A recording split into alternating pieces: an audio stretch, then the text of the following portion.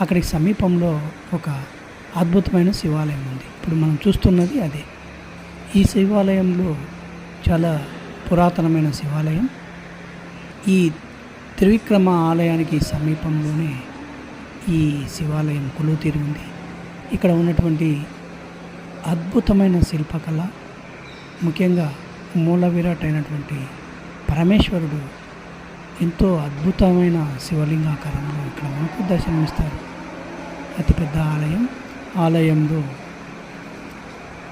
ఉన్నటువంటి అక్క మహాదేవతలు, అలాగే మహావిష్ణువు, బ్రహ్మ తదితర ఆలయాల